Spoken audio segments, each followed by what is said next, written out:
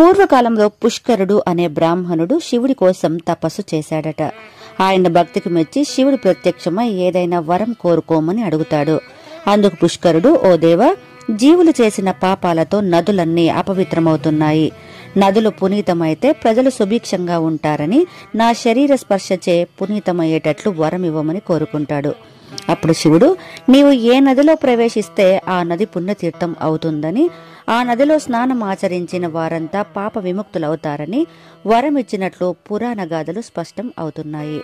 ఇక సరస్వతి పుష్కరాలకు చూస్తే, బృహస్పతి మిథున రాశిలోకి ప్రవేశించిన సమయం నుండి 12 రోజుల పాటు సరస్వతి నది పుష్కరాలు జరుపుకుంటారు.